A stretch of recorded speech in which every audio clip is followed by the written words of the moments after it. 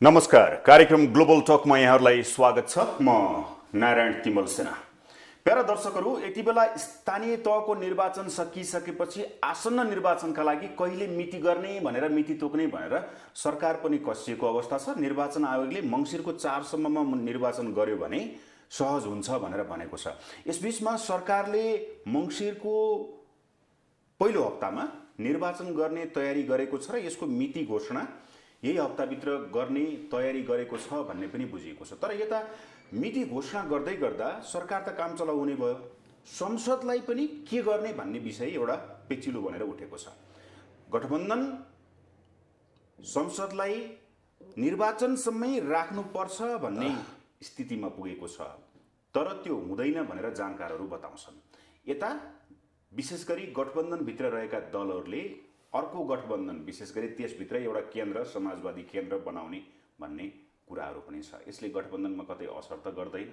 हुन त रातारात चेन्ज हुने नेपालको राजनीतिमा के हुन सक्छ भन्ने अनुमान लगाउन त गाह्रै पर्ला। तर आज म विशेष गरेर नेपाली कङ्ग्रेसभित्रको नेतृत्व गरेको सभापतिको र समग्र पार्टीको सँगसँगै गठबन्धनको कुराकानी गर्नेछु। मसँग हुनुहुन्छ भर्खरै मात्र नेपाली कङ्ग्रेसको सचेतक बन्नुभएका नेपाली काङ्ग्रेसका सचेतक, केन्द्रीय सदस्य, पूर्व मन्त्री मीनबहादुर विश्वकर्मा। स्वागत छ सर। हस् नारायणजी, धन्यवाद। नमस्कार। आरामै हुनुहुन्छ? ठिक छु। सुरुमा त धेरै धेरै शुभकामना अनि बधाई। सचेतक हुनुभएको छ, हार्दिक धन्यवाद। कस्तो फिल आइरहेछ? होइन, मैले गरिराखेकै काम हो होइन। म सचेतक भनेर नतोकिँदा पनि त्यो भूमिका मैले गरिराखेकै थिएँ। अर्को कुरा, एउटा सांसदले संसदीय गतिविधिमा पार्टीको तर्फबाट र सिङ्गो संसदभित्र आम जनताको भावना अनुसार कसरी संसदलाई लान सकिन्छ, चलायमान बनाउन सकिन्छ, उपलब्धिमूलक बनाउन सकिन्छ भनेर सदैव सोचिरहने व्यक्ति भएको हुनाले मलाई यो काम अहिले जुन जिम्मेवारी दिनुभएको छ संसदीय दलको नेता प्रधानमन्त्रीज्यूले, मैले यसलाई सामान्य रूपमा लिएको छु। ओके, अब म विषयतर्फै आउन चाहेँ।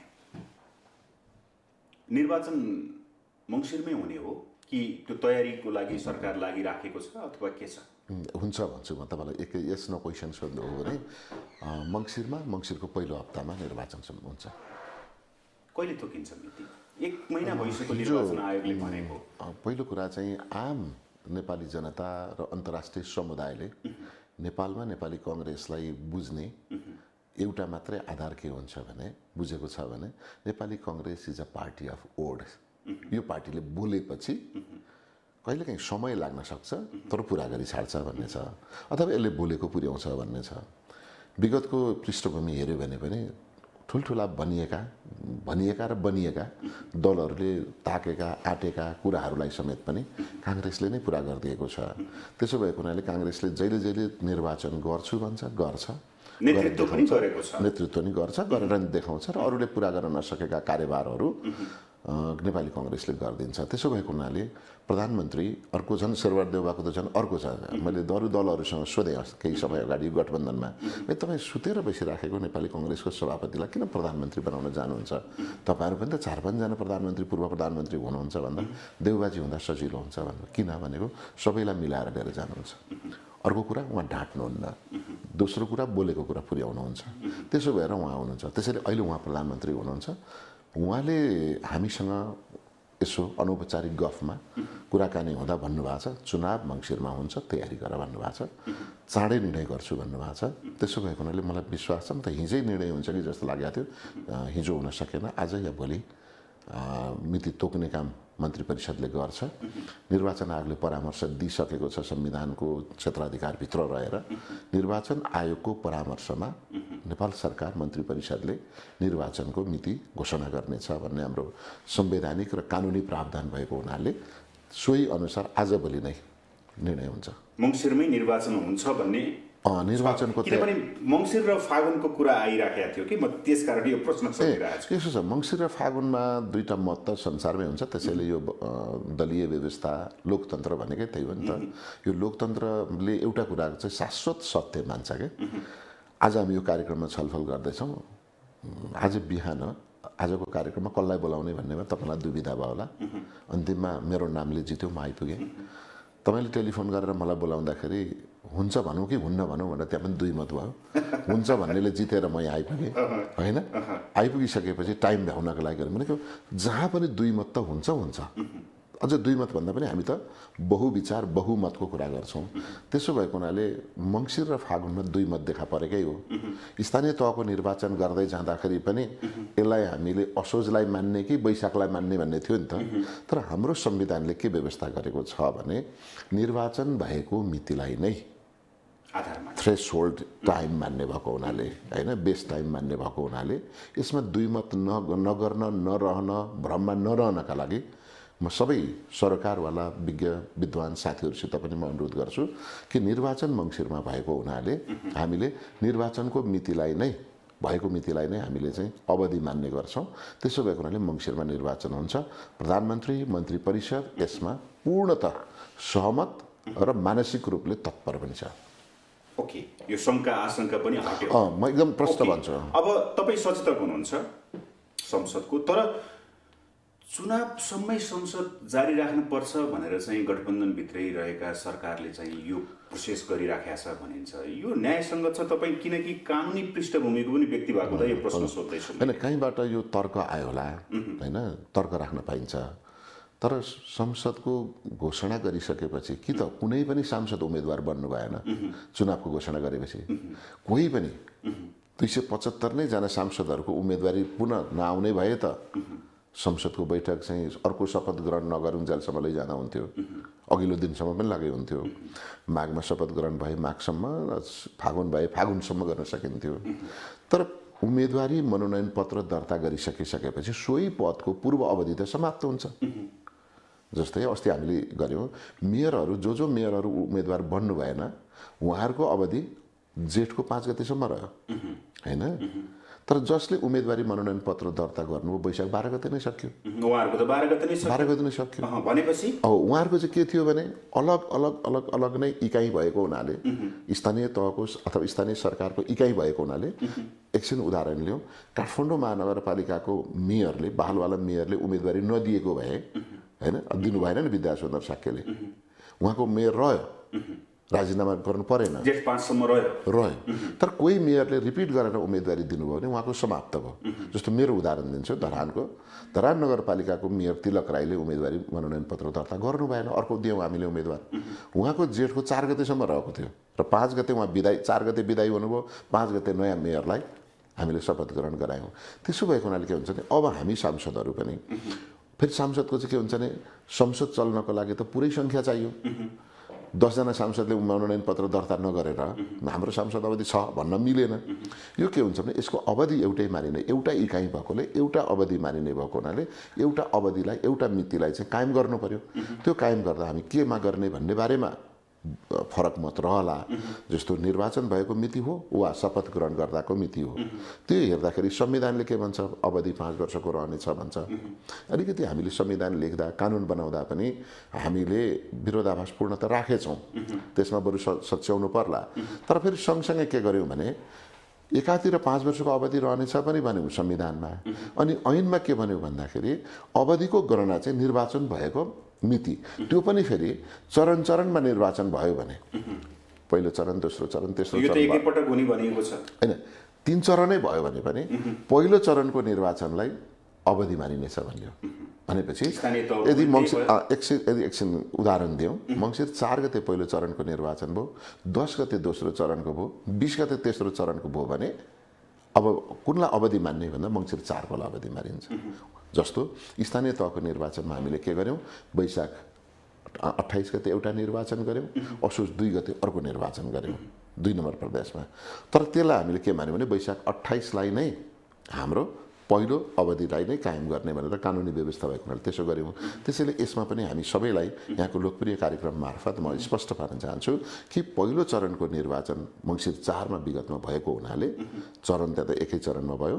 त्यसैलाई हामीले यसपटक सांसदहरूको पदावधि मान्नुपर्ने हाम्रो कानुनी प्रावधान छ। अब एउटा कुरा, निर्वाचनको मिति घोषणा गरिसकेपछि सरकार काम चलाउ हुन्छ, संसद चाहिँ खुलै राख्नु मिल्छ? यसो छ, यो हाम्रो संसदीय अभ्यासमा, संवैधानिक व्यवस्थामा, कानुनी प्रावधानमा संसदको आयुलाई हामीले 2 किसिमले मानेका छौँ भनौँ न, लोकतन्त्रमा मान्ने हो कि के मानेका छौँ भने संसदको आयु सामान्यतया 5 वर्षको हुनेछ, तर कुनै पनि कारणले संसद विघटन भएमा बाहेक भनेको छ कि त्यो संसद विघटन भयो भने चाहिँ त्यही दिन सकिगयो, हाम्रो अवधि पनि सक्यो। एकपल्ट पुस 5 गते सकिएको थियो होइन विगतमा, पछि वैशाख 8 गते सकियो भनेपछि हाम्रो झन्डै केपी ओली प्रधानमन्त्री हुन हाम्रो अवधि 2 पटक सकिसकेको थियो।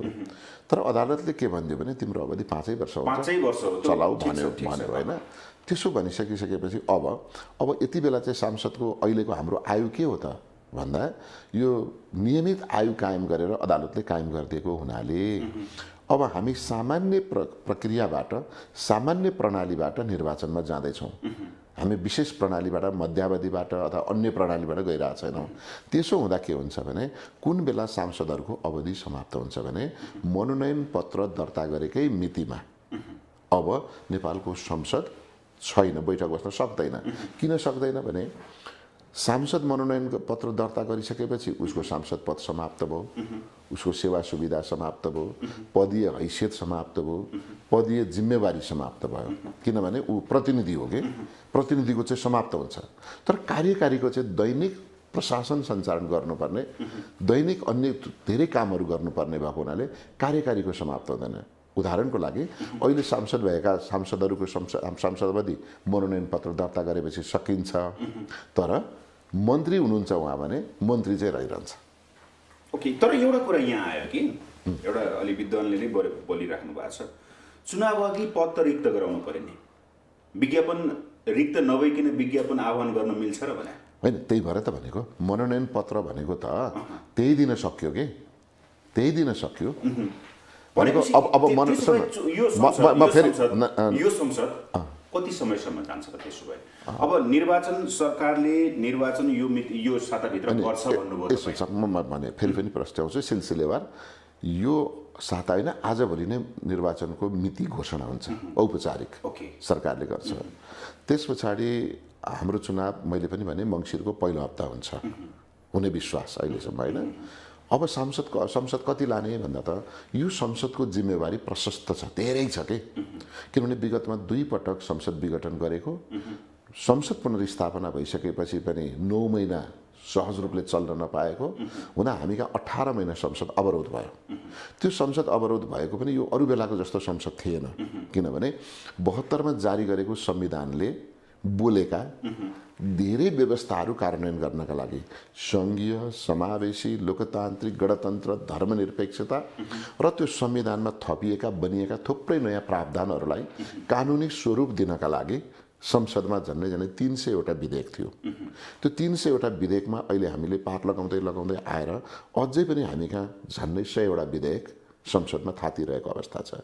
केही नेपाली जनताको दैनिक जनजीवनमा प्रभावित गर्ने विधेयक छन्, केही राष्ट्रिय राजनीति र अन्तर्राष्ट्रिय सम्बन्धसँग महत्त्व राख्ने विधेयकहरू छन्। अब त्यो विधेयकलाई चाहिँ होइन चुनाव आइहाल्यो भनेर संसद सकिदिउँ, जाउँ चुनावमा अब भोट माग्न जाउँ भन्यो भने चाहिँ हामीले हाम्रो जीवनका लागि, सांसदहरूको जीवनका लागि चाहिँ अलिक हतारो गरेको जस्तो। तर जनताको जनजीविकाको प्रश्न, राष्ट्रिय महत्त्वका प्रश्नहरूलाई चाहिँ फेरि हामीले ओझेलमा राखेको जस्तो हुन्छ। त्यसैले संसद के गर्ने भन्दा मनोनयन पत्र दर्ता नगर्दासम्म संसदलाई निरन्तरता दिने।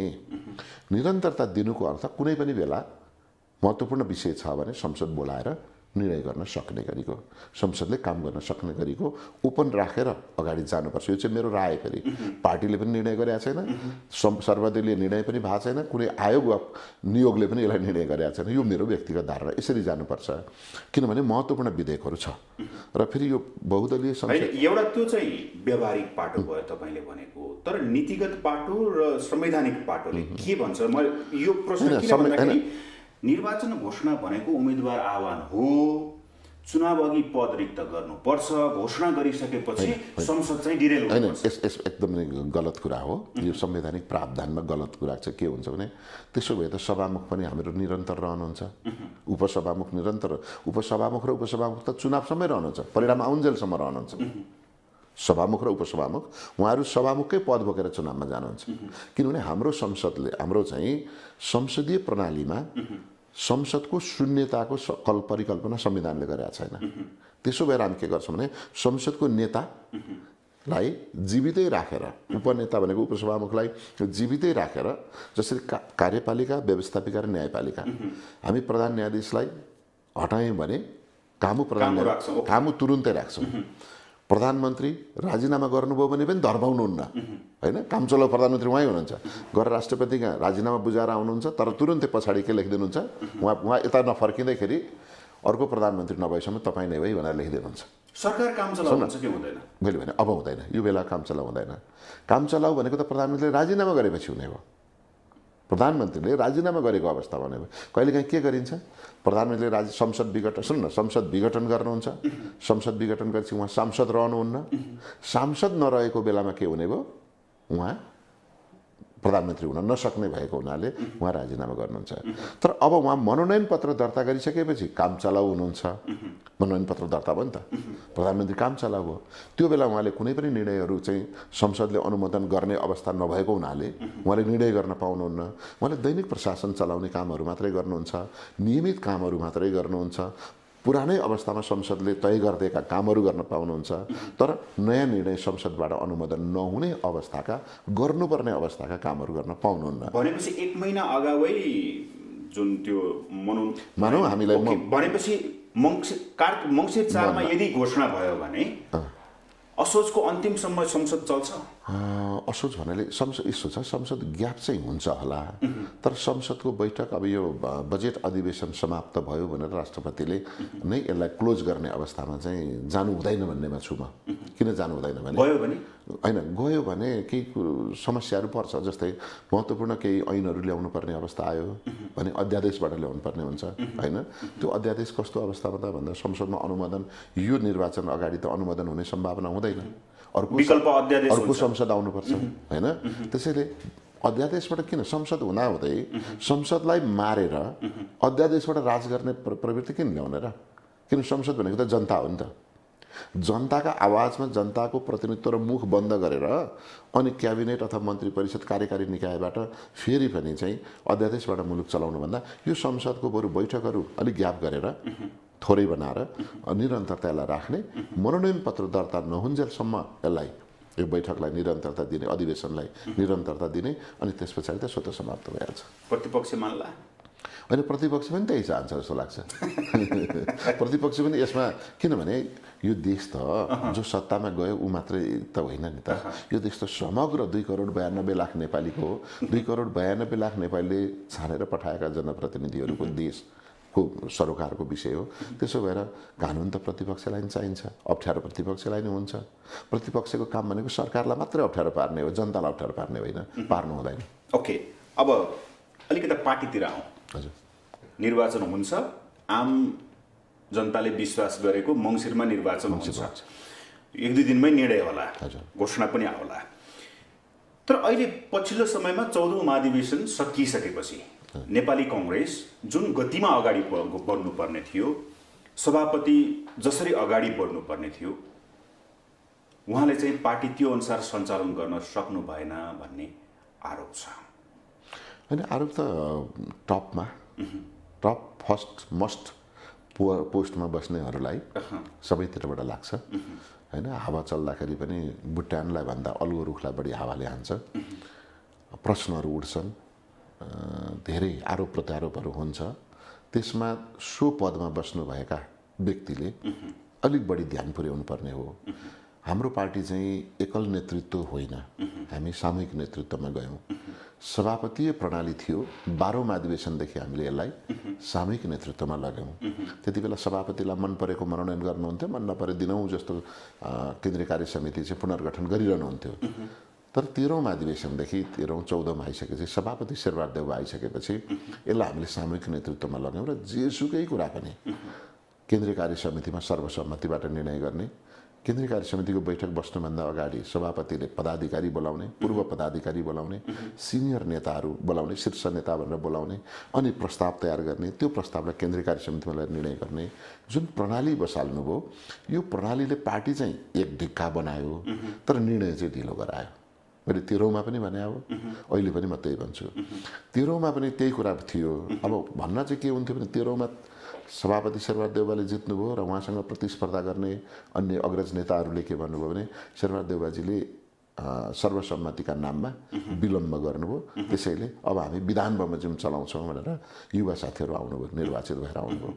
उहाँहरू आइसकेपछि सभापति त उहाँले चाहेको भएन, शेरबहादुर देउवा नै सभापति हुनुभयो। फेरि उहाँहरू के भन्न थाल्नु भने सर्वसम्मति नै हुनुपर्छ है, सर्वसम्मति नै हुन थाल्नु भन्नुभयो। किन सर्वसम्मति भन्न थाल्नुभयो भने उहाँले बनाएको समूहले केन्द्रीय कार्य समितिमा बहुमत पनि प्राप्त गरेन, सभापति पनि प्राप्त गरेन। जो सभापतिलाई हटाउन चाहनुहुन्थ्यो उही सभापति झन् ठुलो मतका साथ जित्नुभयो। जुन सभापतिलाई उहाँहरूले मन पराइरहनु भएको थिएन उहाँहरूले नै फेरि चाहिँ बहुमत लिएर आउनु भएपछि उहाँहरू फेरि फर्केर पुरानै प्रतिशत पनि यति प्रतिशत पनि चाहियो अनि निर्णय पनि बहुमतले गर्नुहुन्न भन्न थाल्नुभयो। अब लोकतन्त्रमा सकभर सर्वसम्मत नभए बहुमत हो नि त निर्णय गर्नुपर्छ। तर एउटा कुरा विधान त तपाईहरुले महाधिवेशन पछिको 6 महिनामा पार्टीका विभाग र समितिहरू बनाइसक्नु पर्ने आसन्न निर्वाचन आउँदैछ। यसैको बाइ प्रडक्ट प्रब्लम हो यो। मैले पहिले पनि भने 13औं महाधिवेशनमा पनि अझ 13औं महाधिवेशन त 2 महिना थियो। महाधिवेशन सम्पन्न भएको 2 महिनाभित्र पार्टीका सबै निकाय विभाग र समितिहरू गठन गरिसक्नुपर्नेछ भन्ने थियो। पदाधिकारी नै 1.5 वर्षपछि भयो हैन, विभागहरू त झन् 3 वर्षपछि भयो, समितिहरू त झन् बन्दै गए, महाधिवेशनका मुखमा पनि बन्दै थिए। कारण के थियो भने हैन अरू पार्टीहरू फुटिराखेका छन्, सानो सानो कुरा फुटिरहेछन्। अब हाम्रो पार्टीमा के गर्ने, बहुमत गर्नु त पाए त हुन्थ्यो नि, बहुमतले हो भने त दिनै पछि निर्णय हुन्थ्यो नि। तर बहुमतले निर्णय गर्दा अल्पमतवालाले अपमानित महसुस गरेर, कमजोर महसुस गरेर कतै पार्टी टुक्राइदियो भने त गाह्रो हुन्छ। त्यसैले सभापतिले के गर्नु भने म ढिलै निर्णय होस् पार्टी जोगाउँछु भनेर 13औं महाधिवेशनमा त्यहाँ के भयो भने महाधिवेशन प्रतिनिधि साथीहरूले होइन बुढापाकाहरूले जितेको कारणले पो बिस्तारो भएको हो कि, पुरानो गाडी हैन बुढा गोरुहरूले तान्न नसके जस्तो यसो पो भएको हो कि भनेर हामीले झ्यापै युवाहरूलाई जिताएर पठाइदियौँ। अहिले यहाँले हेर्नुभयो भने झन्डै 40% चाहिँ 50 वर्ष मुनिका युवा साथीहरू हुनुहुन्छ। अब उहाँहरू पनि के जानुभयो भने पुरानै बाटोमा जानुभयो। आफू त्यो पदमा नहुँदाखेरि सर्वसम्मत भन्नुभयो होला भनेको आफू त्यहाँ पुगेपछि पनि सर्वसम्मतै भन्न थाल्नुभयो। त्यसो भएको हुनाले अहिले भइराखेको काम कारबाही केन्द्रीय कार्य समितिबाट भएको कामहरू झट्ट हेर्दाखेरि पार्टी कार्यालयमा हेर्दा बरु केही पदाधिकारीहरू तिनौं काम गरिराख्नु भएको देखिन्छ। तर हामीले जसलाई आशा गरेका हौँ ती साथीहरूको सहभागितामा र काम गराइमा चाहिँ फेरि पनि विलम्ब आएको छ। मैले आजको यो कार्यक्रममा ढाकछोप गर्ने भन्दा पनि यो छिटो गर्नुपर्ने, अगाडि छिट्टै बढाउनु पर्ने। अब छिटो भन्ने कुरामा तपाईहरु एउटा समिति उम्मेदवार छनौट गर्ने एउटा समिति संसदीय बोर्ड छ हैन तपाईहरुको, बनिसकेको अवस्था छैन। तपाईहरुको 28 वटा विभाग छन्, त्यसमा नेतृत्व छैन हैन।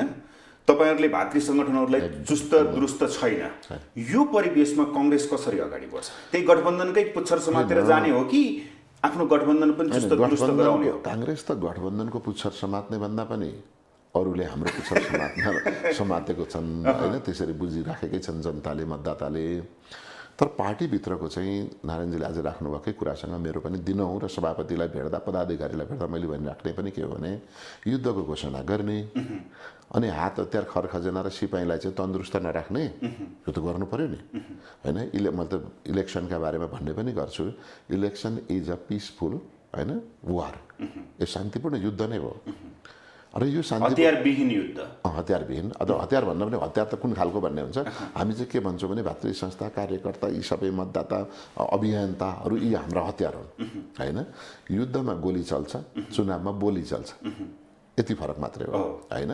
त युद्धका गोलीले रक्तपात गर्छ, धनजनको क्षति गर्छ। अब यो यसमा बोली चल्छ, यसले मान्छेको भावना जित्छ, त्यसले जमिन जित्ला, युद्धले जमिन जित्ला, धन सम्पत्ति जित्ला, तर यसले मन जित्छ। त्यसो भएको हुनाले यति बेला मन जित्नका लागि पनि हाम्रो युद्ध शान्तिपूर्ण युद्धको तयारी हो। यो तयारीमा सेना भनेको पार्टीका संगठनका कार्यकर्ता साथीहरू होला, नेता साथीहरू हैन। यसको यहाँले भने जस्तो हतियार भनेको चाहिँ हाम्रो एजेन्डा होला, घोषणापत्र होला, अथवा त्यसको चाहिँ नारा होला, यी तयार गरेर जानुपर्ने बेलामा पार्टी नै पूर्ण संरचनामा निर्माण नभइसक्दा फङ्सन नहो हो हैन। पहिले त संरचनामा आउनु पर्यो नि, संरचनामा आउनु पर्यो। तब हामी चेस खेल्न बस्दाखेरि पनि दुईपट्टि बस्दा पहिले त मेरो चेसका गोटीहरू मैले ठिक ठाउँमा राख्नु पर्यो नि हैन। मन्त्री राख्ने मन्त्री राख्नु पर्यो, घोडा राख्ने घोडा राख्नु पर्यो, हात्ती राख्ने हात्ती राख्नु पर्यो, जताभावी राखेर त भएन नि। अनि लु सुरु गरौँ भन्दा पो अनि कसले चाहिँ अनि बल्ल ट्याक्टिक्सको कुरा आउँछ। संरचना नै पूर्णता नपाइसकेको अवस्थामा ट्याक्टिक्सको के काम? त्यसो भएको हुनाले अहिले हाम्रो पार्टीको कार्यसमितिको पूर्णता, पार्टीका विभागहरूको गठन र पूर्णता, भातृ सङ्गठनहरूको गठन र पूर्णता जस्ता विषयहरूमा फेरि पनि हाम्रो पुरानै रोग दोहोरिएर सहमति अनि पुरानै रोग दोहोरिएर भागभण्डाले अहिलेसम्म अल्मलिएको छ। त्यो चाहिँ नेतृत्वले फेरि पनि ध्यान पुर्याउन नसकेकै मैले चाहिँ देखिराखेको छु। संरचना पूर्ण नहुँदै पार्टी निर्वाचनमा होमिँदा घाटा लाग्छ कि लाग्छ? घाटा लाग्छ। किनभने हामीसँग यहाँले 28 भन्नुभयो, तर प्रस्ताव गरेको 42वटा विभाग छ। 45 त 45 होइन, धेरै विभाग छ। त्यसमा पनि केही शङ्का आशंकाहरू उब्जिएका छन्। शङ्का होइन, यो त तल भत्ता दिनुपर्ने, गाडीको राष्ट्रिय ढिकुटीबाट पार्टीको ढिकुटीबाट पैसा दिनु पर्दैन। हामीसँग 10 लाख क्रियाशील सदस्य हुनुहुन्छ, 2 लाख जति प्रतिनिधि हुनुहुन्छ। 2 लाख त वडा तहबाट प्रतिनिधि हुनुहुन्छ। उहाँहरू सदस्य र प्रतिनिधि बन्नुभएको छ। त प्रतिनिधि बन्नु भनेको काम होइन नि त, त्यो त पद मात्रै हो। उसको काम के त? जस्तो तपाईँलाई नारायणजीलाई सोध्यो भने नारायणजी पत्रकार हो, अनि कुनमा काम गर्नुहुन्छ? ग्लोबल टिभीमा काम गर्नुहुन्छ। काम के? काम चाहिँ हो नि त खास त चाहिएको। त्यस्तै म नेपाली काङ्ग्रेसको सदस्य छु, मेरो काम के? अब 1 वर्ष हुन लागिसक्यो महाधिवेशन भएको होइन त। अब मैले काम पाएको छैन, केन्द्रीय सदस्य। संसदमा म सांसद थिएँ, काम पाएको छु, सचेतक छु, जान्छु त्यहाँ दिनहुँ बैठक बस्छ, मेरो भूमिका छ। तर पार्टी केन्द्रीय कार्य समितिमा 3 महिना 6 महिनामा एकपटक बैठक बस्यो भने मेरो ओपिनियन, मेरो धारणा राख्न पाउने भए। तर मेरो दैनिक काम के त? मलाई के जिम्मेवारी हो? यो जिम्मेवारी नदिएसम्म पार्टी यहाँले भन्नुभयो जस्तो फङ्सनल अथवा यो चाहिँ कामकाजी हुँदैन। यो कामकाजी नभइसकेको पार्टी त जतिसुकै सदस्य बोकेर बसे पनि के काम भयो? मेरा 10 लाख छ भने तर फङ्सनिङ छैन। 10 लाख छ भनेर राखेर जस्तो सेपमा थुनेर राखेको 10 लाख पैसा र कुनै पनि कार्यक्रम नदिएको 10 लाख कार्यकर्ता त एउटै बराबर भएन। केही कामै त छैन। नेतृत्वलाई केही सुझाव छ? त्यसरी होइन, सुझाव त होइन, मैले त नेतृत्व यहाँबाट होइन कि मैले बैठकबाट भेटेर सबैलाई मैले भनिराखेको छु। र नेपाली कङ्ग्रेसलाई माया गर्ने र नेपाली कङ्ग्रेससँग आबद्ध रहेका तमाम साथीहरूले पनि यति बेला पनि दबाब दिनुपर्ने कुरा के भने हाम्रो विगतका अभ्यासहरूले गर्दा हामी विलम्ब गऱ्यौँ। पार्टीभित्र महाधिवेशन सकिन बित्तिकै भागभण्डा खोज्ने, मैले यति मत ल्याएको छु त्यसकारण यति प्रतिशत मेरो मनोनित हुनु पर्यो, यति प्रतिशत विभाग मेरो हुनु पर्यो, 60-40 भनौँ न। ठ्याक्कै त्यस्तो भन्दा पनि भाग खोज्ने कुरा होइन। त्यसो त मैले लिएको मतको मैले पनि भाग खोज्नु पर्यो, त्यस्तो होइन।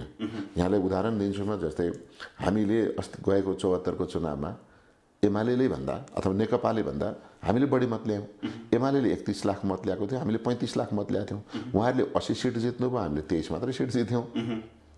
अब सरकारमा आधा भन्न मिल्थ्यो त? मिल्दैन थियो नि त। 35 लाख मत ल्याएछौँ, अलिक बढी मन्त्री हाम्रो देऊ, 25 जनामा 12 जना हाम्रो देऊ भन्न मिल्थ्यो त? मिल्दैन थियो नि।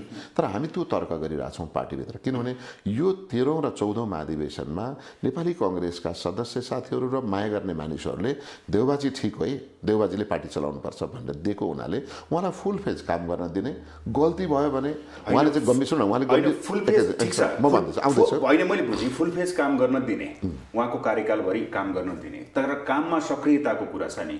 उहाँ सरकार सञ्चालन गर्दा गर्दै उहाँले विभागको कुरा छैन। अब निर्वाचन आउँदैछ, संसदीय बोर्ड समिति बनेकै छैन। अनि त्यसपछि 28 विभाग रहेको 28 विभागमा सूचना तथा सञ्चार विभाग बाहेक अरू कुनै छैन। अब उहाँले चाहिँ 45 विभाग थप्ने भन्नुभएको छ, टोटल 45 विभाग गराउने भन्नुभएको छ। यो सबै प्रपञ्च टिकट वितरण र आफ्नो आफू पक्षका उम्मेदवार राख्नको लागि सभापतिले यो गर्दै हुनुहुन्छ भन्ने आरोप छ। यसो छ, मैले ड्राइभिङ पोस्ट माग्नुको अर्थ त म अगाडिको सिटमा बस्न मात्रै होइन नि त। अगाडिको ड्राइभर भए बापत अगाडि सिटमा बस्न पाइन्छ होइन। म ड्राइभर हुँ भने चाहिँ म त पछाडि बस्छु डर लाग्छ भन्न नि पाइएन नि त, अगाडि नै बस्ने हो। तर त्यसको मुख्य उद्देश्य त त्यो सवारीलाई गन्तव्यमा पुर्याउने हो।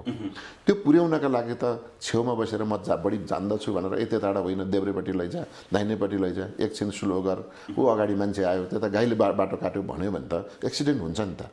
त्यसैले उहाँलाई के गर्नुपर्यो भने विश्वास गरेर ड्राइभिङ सिटमा राखिसकेपछि अर्को दुर्घटना नगरुन्जेलसम्म उहाँलाई ढोकै चलाउन दिनु पर्यो। दुर्घटना होला कि जस्तो लाग्यो भने भइहाल्यो भने तत्कालै विशेष महाधिवेशन गरेर पनि हटाउन सक्ने प्रावधान छ त हाम्रो विधानमा। त्यसो भएर उहाँले कुनै पनि अप्ठ्यारो नपारुन्जेलसम्म, त्यसमा कुनै नराम्रो नहुन्जेलसम्म उहाँलाई फुल फेजमा चलाउन दिनुपर्थ्यो। 13औं मा पनि हामीले त्यसरी दिएनौँ, 14औं मा पनि दिएनौँ। त्यो नदिएको कुरा त कहाँनिर अस्ति फ्याट्टै केन्द्रीय समितिमा उहाँले अभिव्यक्त गर्नुभयो भने मलाई 13औं महाधिवेशनमै जस्तो गर्यो भने 14औं मा पनि फेरि विधान संशोधन गरेर म फेरि अर्को सभापति हुन्छु, अर्को सभापति हुनुपर्ने भन्नुभयो। हुनुपर्ने हुन्छ, मलाई त्यो रहर छैन, त्यस्तो नगर्नुहोस् भन्नु भनेको। मलाई काम गर्न दिनुहोस् भन्नुभयो नि त। काम गर्न पाइरहनु भएको छैन के। किन भन्दाखेरि बहुमतबाट गरौँ 80% देउबा पक्षमा छ, सभापतिको पक्षमा छ। त्यो उहाँहरूले सानो हुन्छ होला, त्यो थाहा पाएर केही नेताहरूले भन्नु पनि भयो यदि हामीलाई अन्याय भयो भने हामी अरूसँग मिलेर गइदिन सक्छौँ समेत पनि अभिव्यक्ति आयो बाहिर। त्यसले त झन् सभापतिलाई झस्कायो, भेट कहाँ हुन्छ। मेरो कार्यकालमा म यो हुन दिन्न भन्ने उहाँको भित्र मनमा छ। पार्टी बरु ढिलो होस्, जस्तो हुन्छ नि सवारी जस्तो, बरु ढिलो जाओस्, दुर्घटनामा नपरोस् भन्ने हो। छिटो गएर दुर्घटनामा पर्नुभन्दा बरु बिस्तारै चलाउँछु भन्ने भनेपछि अलिकता त्यो समूहले चाहिँ समस्या पारिरहेको छ भन्ने हो। गुट चाहिँ छ एकदम एकदम। यसले के भइराखेको छ भने गुट, भागबण्डा, दाबी, विरोध, असहज, बदनाम हुँदा सभापतिको हुन्छ के माग्न किन छोड्ने भन्ने छ के। अब यो जस्तो आज नारायणजीले मलाई प्रश्न सोधेपछि मात्रै मैले खुलाएँ यो कुरा होइन। उहाँहरूको भनेको छ नि भित्र कुचु कुचु गरिरहने। पहिले पञ्चायतकालमा पुलिसले पिट्थ्यो क्या हामीलाई, पिट्दा घाउ नदेखिने ठाउँ पिट्थ्यो, जहाँ देखिँदैन देखाइ अथवा भए दुखे पनि देखाउन नमिल्ने के। आज उहाँहरू सभापतिलाई के गरिरहनु भएको छ भने एक्लै गयो अनि यो नभए हुन दिन्न, यो नभए हुन दिन्न, त्यो नभए यो गर्न दिन्न, त्यो भए यो गर्न दिन्न भनेपछि के रहने भयो भने ठिक छ म मिलाउँछु भन्दा भन्दै अनि समय घर्किँदै जाने रहेछ। त्यसले हामीलाई अप्ठ्यारो पारेको छ। मङ्सिर नजिकै छ, साउन सकिन लाग्यो, भदौ, असोज, कार्तिक 3 महिना हो। त्यसैले अस्ति हामीले निर्णय गऱ्यौँ, म एक्लै नहाल्छु। त्यसैले अस्ति हामीले निर्णय गऱ्यौँ 5 दिन बसेको बैठकले, लगातार 5 दिन बैठक बस्यो र के भन्यो भने साउन महिनाभित्रमा सबै पार्टीका सबै संरचनालाई पनि पूर्णता दिने, भातृ संस्था र शुभेच्छु संस्थाहरूको पनि पूर्णता दिने र भदौ 2 गतेदेखि 24 गते बिपी जयन्तीसम्म त हामीले देशव्यापी कार्यक्रमै गर्ने भन्ने हाम्रो तयारी छ। त्यसका लागि केन्द्रीय कार्यालय र पदाधिकारीहरू काम गर्दै हुनुहुन्छ भन्ने हामीलाई विश्वास छ। विरोध जोसुकै गुट उपगुट डिमान्ड जेसुकै भए पनि यो साउन मसान्तसम्म सबै काम सक्नुपर्छ। आज 16-17 गते भइसकिहाल्यो, आज 17 गते भयो। हामीसँग अब 12-13 दिन छ, काम गर्दै पनि हुनुहुन्छ र हामी यो हप्ताभित्रमा यी सबै संरचना भनेपछि यी जति पनि अपुरा कामहरू छन् 6 महिनाभित्र गर्नुपर्ने ती सबैले पूर्णता पाउँछ गर्नुपर्छ। र गर्नु भएन भने अब सभापतिलाई दोष लाउन पाउनुहुन्न, अब पदाधिकारीहरूले यसको जिम्मा लिनुपर्छ। किनभने केन्द्रीय कार्य समितिले पदाधिकारी र केन्द्रीय कार्यालयलाई नै जिम्मा लाउने त माइनुटै लेख्यौँ नि हामीले। हिजो अस्ति सभापतिलाई दोष लगाउनुहुन्थ्यो, अब त उहाँहरूले गर्नु पर्यो। सभापतिले बैठकमा भन्नुभयो मलाई किन गाली गर्नुहुन्छ तपाईँहरू, मैले खोजेको बेला फोन उठाउनुहोस्, मैले सोद्धाखेरि तपाईँहरूले जवाफ दिनुहोस्, मैले राखेको प्रस्तावमा विमति सहमति जे भए पनि निर्णय दिनुहोस्, मलाई किन अप्ठ्यारो पार्नुहुन्छ भनेर त भन्नुभयो त बैठकमा। अनि त्यही बैठकको त्यो भावनालाई टेकेर हामीले के भन्यौँ, अब केन्द्रीय कार्यालयका कर्मचारी र पदाधिकारी मिलेर यी सबै उधारो कामहरू 1 महिनाभित्र सम्पन्न गर्ने भनेका छौँ। अब गर्नुपर्छ।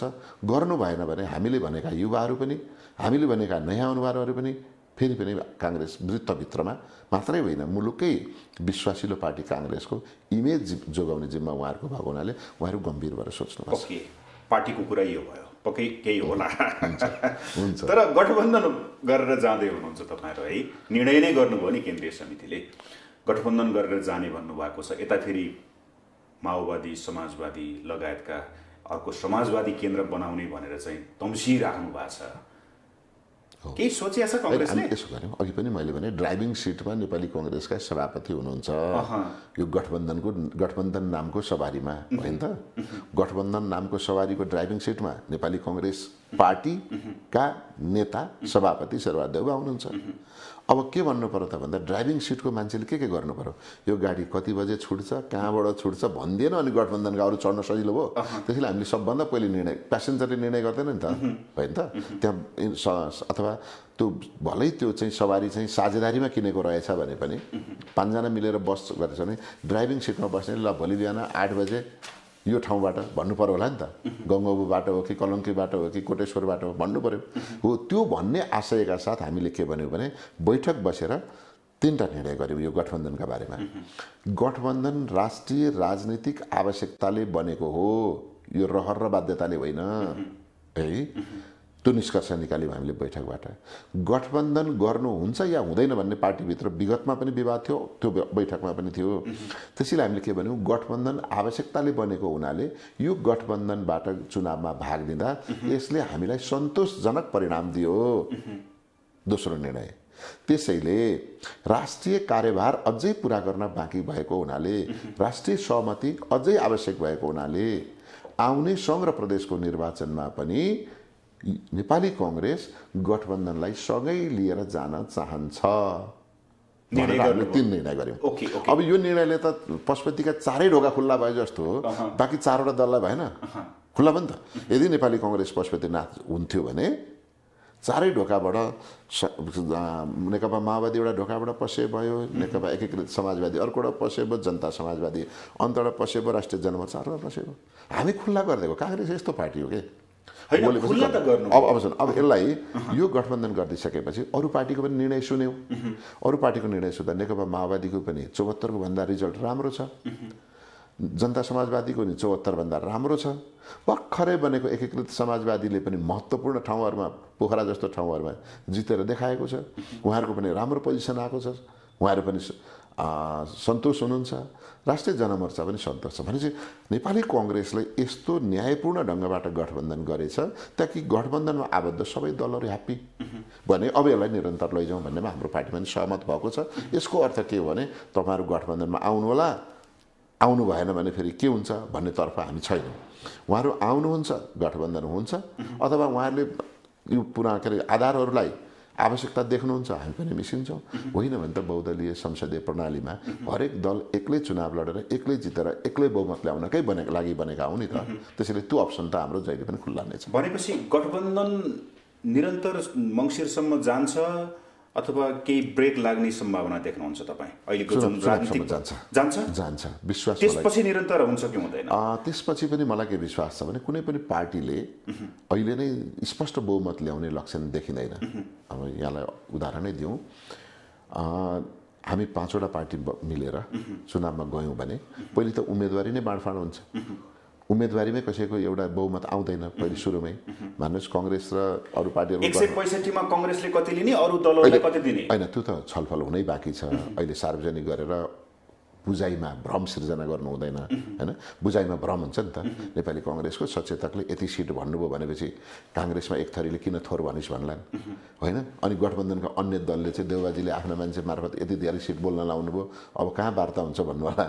त्यसैले म यो अर्ली, होइन, एजम्सन नगरौँ, एजम्सनका भरमा नगरौँ। कांग्रेस गठबन्धनलाई सँगसँगै लिएर जानका लागि कांग्रेसको यस्तो पृष्ठभूमि छ कि कांग्रेस बहुदलमा विश्वास गर्ने होइन, धेरै पटक गरेको छ, धेरै पटक गरेको छ। यसपालि पनि गर्छ। होइन, कांग्रेसले सुन्नु न, अझ बुझ्दा त न 165 निर्वाचन क्षेत्रमा म यहाँनिर बुझ्न खोजेको, किनकि पार्टी भित्रै गुट उपगुट तपाईले अघि सुरुमै भनिसक्नु भएको छ, मलाई यति चाहियो, यति भयो भने हो, होइन भने होइन भन्ने छ पार्टी भित्र। अब यता गठबन्धनमा रहेका अरू दलहरू हामी सुन, म तपाईँलाई अलिकति यस्तो महत्त्वपूर्ण टाइममा संक्षिप्त भनिहाल्छु। कांग्रेस त ज्यानको बाजी राखेर मुलुकको हितमा अगाडि बढ्ने, बीपी कोइरालालाई फाँसीको सजाय दिने 8वटा फैसला थियो नि त, होइन? तर उहाँले के गर्नुभयो, राष्ट्रियता खतरामा परेपछि गर्दन थापेर आउनुभयो, होइन? फाँसीमा झुन्डिन तयार भएर आउनुभयो। हामी कांग्रेसलाई खोजी खोजी, एमालेलाई रोजी रोजी, राप्रपालाई सोधी माओवादी काट्दै थियो नि जङ्गलमा बसेर। हामीले के भन्यौँ, अब मुलुकमा निरङ्कुशता पनि आयो, अब राष्ट्रियता खतरामा पर्यो भनेर 12 बुँदे समझदारी गरेर, भन्छ नि, आँसुका घुड्का पिएर हाम्रा साथीहरूलाई सम्झाएर, घर जलाइएका, झुन्याइएका, चिरेर मारिएका मानिसहरूलाई सम्झाएर हामीले के गर्यौँ, 12 बुँदे समझदारी मार्फत फेरि पनि लोकतान्त्रिक बाटोमा लिएर आयौँ। पछि त त्यति मात्रै गरेनौँ, संसदमा कहीँ संविधान कहीँ पनि थिएन नि। होइन, म भन्दैछु उनलाई न्याय भयो कि भएन भन्दा मुलुकको हितमा मैले भन्दैछु। मुलुकको हितमा कांग्रेसले सेक्रिफाइस गरेको छ, गर्छ, गरिरहन्छ के। 74 हामी 64 पनि चुनाव हार्दै थियौँ, व्यवस्था जोगाउन चुनाव गऱ्यौँ। 74 मा हामी चुनाव हार्दै सरकारमा हामीसँग बसेर एमालेसँग चुनाव लड्दै गर्दा हामीलाई हार्छौँ भन्ने थाहा थिएन होला र? थाहा थियो नि त। तर देश हार्नुहुन्न भनेर हामी चुनाव लड्यौँ। अहिले पनि हामी उहाँहरूसँग के भन्छौँ भने गठबन्धन केका लागि भन्दा नेपालको संविधानले एकैपटक 5वटा उपलब्धि दियो कि नेपालको संविधान मार्फत। जसरी एउटा आमाले 5वटा बच्चा एकैपटक जन्माइन् भने उनको अवस्था के हुन्छ होला, स्वास्थ्य कति कमजोर हुन्छ होला। आज नेपाल आमाको स्वास्थ्य त्यस्तै कमजोर छ। सङ्घीय समावेशी, लोकतान्त्रिक, गणतन्त्र र धर्मनिरपेक्ष यी 5वटा सन्तान एकैपटक एउटै संविधान मार्फत जन्म दिने आमाको स्वास्थ्य कमजोर छ।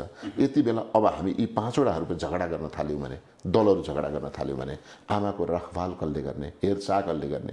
त्यसैले राष्ट्रियतालाई केन्द्रबिन्दुमा राखेर, मुलुकको हितलाई केन्द्रबिन्दुमा राखेर, जनताको हितलाई केन्द्रबिन्दुमा राखेर, व्यवस्थाको रक्षा गर्ने उद्देश्य केन्द्रबिन्दुमा राखेर काङ्ग्रेस लचिलो भएर केही समस्याहरू आन्तरिक रूपमा आउने समस्याहरूलाई मिलाएर अगाडि बढ्नुपर्छ। त्यसका लागि मैले अघि भने मैले ठ्याक्कै यति सिट भन्ने कुरा भन्दा नि काङ्ग्रेसले गठबन्धनलाई सहज हुने गरी हामी अगाडि लिएर जान्छौँ। यसको अर्थ फेरि अघि यहाँले भने जस्तो 165 सिटमै हामीले 330मै उम्मेदवारी दिनुपर्दा पनि विगतमा बागी हुन्थ्यो नि हाम्रो पार्टी। 165ले नपुगेर त्यसमा कुनै डर छैन, होइन, बागी हुन्छ।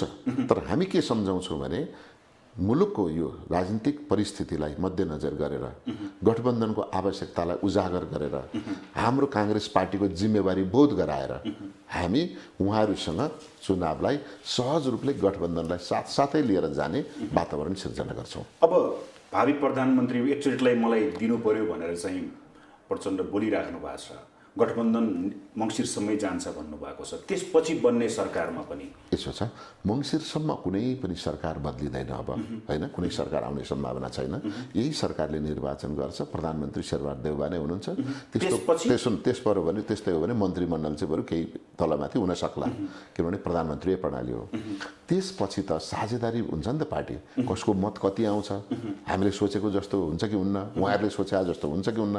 त्यसैले त्यो मत भारका आधारमा सरकारमा पनि साझेदारी रहन्छ। साझेदारी रहँदाखेरि ड्राइभिङ सिटमा जानेकै दुईजनाले तपाईँ र म मिलेर गाडी किन्यौँ, मैले खालि आज ड्राइभिङको उदाहरण दिइरहेको छु, तपाईँ र म मिलेर गाडी किन्यौँ, दुईजनाले ड्राइभिङ जाने छ भने त तपाईँले चाहिँ अलिक कम पैसा परेको छ भनेर गाडीको स्टियरिङै छुन नदिने त हुँदैन नि त।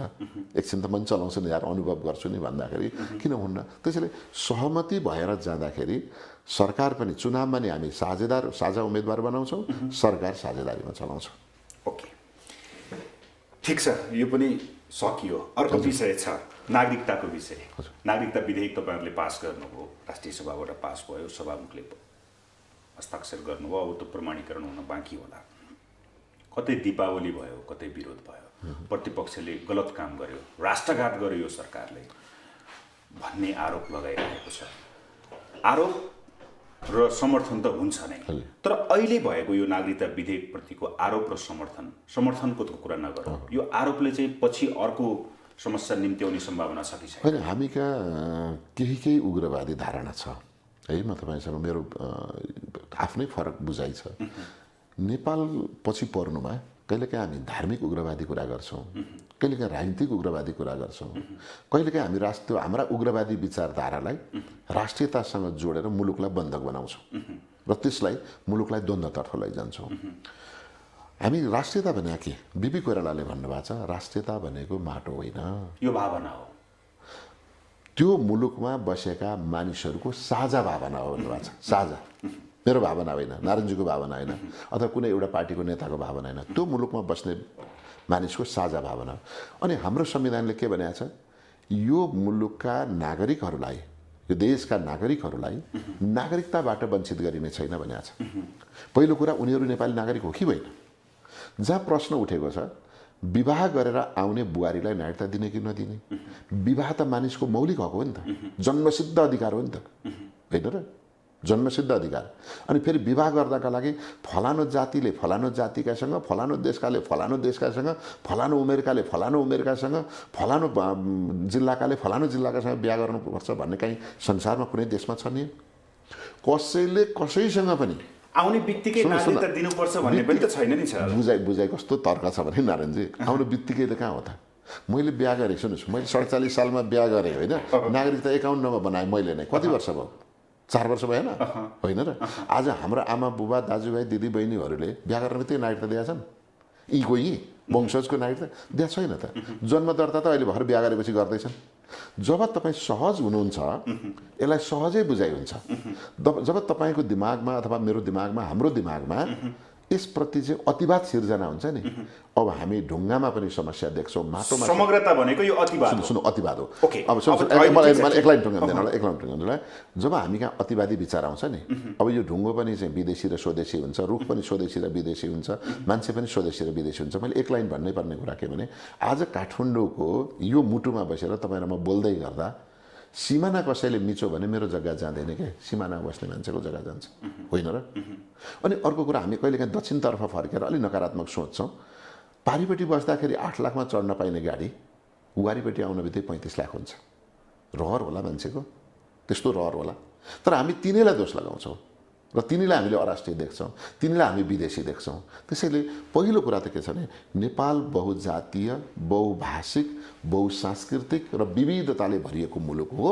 मेरोभन्दा फरक अनुहार देख्न बित्तिकै मैले विदेशी र अराष्ट्रिय देख्छु भने त्यो मेरो अतिवाद हो। हतारमा निर्णय भयो, मतदाता बढाउन यो खेल भयो। हतारमा कहाँ हुन्छ? 72 मा संविधान जारी भएर के लेख्यौँ हामीले? वंशजको आधारको नागरिकता पहिले नै प्राप्त हुन्थ्यो, होइन र? अङ्गीकृत र वैवाहिक अङ्गीकृत नागरिकता र जन्मसिद्धका सन्तानलाई, वैवाहिक अङ्गीकृतलाई र अङ्गीकृत नागरिकता हामी सङ्घीय कानुन बनाएर प्रदान गरिनेछ भनेर लेख्यौँ। नागरिकताबाट वञ्चित गरिने छैन, तर सङ्घीय कानुन बमोजिम दिइनेछ भन्यो। 72 मा संविधान जारी भयो, आज हामी 79 मा छौँ। 7 वर्ष सङ्घीय कानुन बनेन। त्यो जुन मानिस चाहिँ त्यति बेला 17 वर्ष पुगेको थियो, कानुन बन्न आँटेको थियो, बनेन। अब 17 दुनाले कति, 17 मा 7 थपिँदा अहिले 25 वर्षको भयो नि त त्यो मानिस, होइन र? 24-25 वर्षको 24-25 वर्षको मान्छेले ब्याचलर पढ्न पाएन, विदेशमा पढ्न जान पाएन, ड्राइभिङ लाइसेन्स लिन पाएन, काम जागिर पाएन। समस्या थियो। सुन्नु न, लाखौँ मानिस समस्यामा छन् है। नेपाली नागरिकका सन्तान, बुहारी पनि कुरा छोडिदिनुहोस् अहिले है, बुहारीलाई नागरिकता देशले दिने हो र? उसको श्रीमानले दिने होइन र? ठिक छ, सुन्नु मेरो कुरा, पोजिटिभ पक्ष पनि छ, नेगेटिभ पनि छ। तर एउटा कुरा मलाई समग्रमा समय कम छ सर, म अझ एक दुईटा प्रश्न सोध्न बाँकी नै छु। भनेपछि यो दीपावली र जुन विरोध छ नि, यो विरोधले भोलि समस्या ल्याउँदैन? होइन, विरोधले चाहिँ, विरोध त संसारमै हुन्छ। गौतम बुद्धका विरोधी थिए, महादेवका त विरोधी भएर गएर उहाँ कैलाश। तर विधेयक पास हुनु भनेको जनताले नागरिकता पाए। सुन्नु, नेपाली नागरिकले विभिन्न किसिमले समस्या झेलेर नागरिकताबाट वञ्चित हुनुहुन्थ्यो भने उहाँको आज छुमन्तर भयो। छुमन्तर, ओके, ठिक छ। अब जुन अर्थमन्त्रीको कुरा छ नि, हजुर, फिर्ता ल्याइ छाड्नु भयो है। सरकार टिकाउनलाई त जे पनि गर्ने रहेछ। होइन, सरकार अर्थमन्त्रीको राजीनामाले, अर्थमन्त्रीको बर्खास्तीले, अर्थमन्त्री नहुँदा सरकार ढल्दैन्थ्यो। यो सरकार त्यति मजबुत सरकार हो, मङ्सिरसम्मका लागि यो सरकार त्यति मजबुत हो है। तर अर्थमन्त्री हाम्रो पार्टीको होइन, होइन, उहाँ चाहिँ नेकपा माओवादी केन्द्रको हो। यो अप्ठ्यारो सायद मलाई लाग्छ नेकपा माओवादी केन्द्रलाई पर्यो। मुलुकको अर्थतन्त्र खस्किँदै जाँदा, बिग्रिँदै जाँदा, मुलुकको अर्थतन्त्रका बारेमा चिन्ता जागिराखेको बेला सरकार विरुद्ध प्रतिपक्षले औँला उठाइरहँदा सरकार विजय भएको हो कि? म भन्दैछु, होइन, विजय र पराजयको कुरा नगरौँ। यो राजनीति चाहिँ के हो भने, राजनीति शास्त्र भनेको दुईटा त्योसँग उपविषय जोडिन्छ के, एउटा नैतिक शास्त्र, एउटा सामाजिक शास्त्र, होइन? समाजशास्त्र र नैतिक शास्त्र जोडिन्छ र मात्रै राजनीति शास्त्र बन्छ। जसरी मीन विश्वकर्माका दाहिने र देब्रे खुट्टा छन् र म यहाँ आउँछु, त्यस्तै मेरो एउटा नैतिक शास्त्र, एउटा समाजशास्त्र हुन्छ। समाजले विरोध गरेका बेला, नैतिकताको प्रश्न उठेको बेला म यहाँ हुन्न, मलाई तपाईँले बोलाउनुहुन्न के। मेरो नैतिकता गुमेको बेला र मलाई सामाजिक बहिष्कार भएको बेला मलाई तपाईँले बोलाउनुहुन्न। त्यसैले राजनीति टिक्ने भनेको नैतिकता र सामाजिक मान्यताले हो। अब अर्थमन्त्री र गभर्नरका बारेमा दुवैलाई यो नैतिकताको प्रश्न र सामाजिक मान्यताको प्रश्नले उहाँहरूको अनुहार पोतिएको छ। उहाँहरू दुवैजना घर जानुपर्ने हो। तर नेकपा माओवादी केन्द्रले होइन, त्यो अनुहार कालो पोतेको अनुहार होइन, यो पाउडर हो भनेर फेरि पठाइदिनु भयो, होइन? अब प्रधानमन्त्रीले अस्वीकार गर्ने ठाउँै छैन, भागभण्डा परेको छ। महाप्रसाद लामिछानेलाई प्रमुख प्रतिपक्षी महाप्रसाद अधिकारीलाई प्रमुख प्रतिपक्षी दलले हाम्रो जम्मै रहेको सरकारमा त्यही एउटा हो, होइन, हाम्रो पार्टीको, नहटाइदिनुहोस् भनेपछि उहाँले यति गैर जिम्मेवार कुरा गर्नुभयो। मात्रै उहाँको पार्टीको संलग्नता मात्रै होइन, मैले संसदमै उठाएको हो नि त। श्रीलङ्काको बारेमा उहाँ विवादास्पद अभिव्यक्ति दिनुभयो। नेपालको अर्थतन्त्रमा उहाँले चाहिँ भ्रम सिर्जना गरेर हाकार मचाइदिनु भयो। सेयर मार्केट लगायतका लगानीका क्षेत्रहरूलाई तहस नहस बनाइदिनु भयो। उहाँ खुरुक्क घर जानुपर्ने होइन, तर उहाँ पनि बसिरहनु भएको छ। त्यसैले कहिलेकाहीँ यस्तो खालको परिस्थिति पनि सहनु पर्दो रहेछ। प्रधानमन्त्री अहिले त्यो सहनु भएको छ। धेरै धेरै धन्यवाद सर। धन्यवाद। फेरि मौका मिल्दा कुराकानी गरौँ। हस् धन्यवाद। उहाँ हुनुहुन्थ्यो नेपाली कांग्रेसका सचेतक केन्द्रीय सदस्य पूर्व मन्त्री मीनबहादुर विश्वकर्मा। हवस् त आजको लागि कार्यक्रम ग्लोबल टक यति नै। सम्पूर्ण टिम सहित मलाई पनि आज्ञा दिनुहोस्। नमस्ते।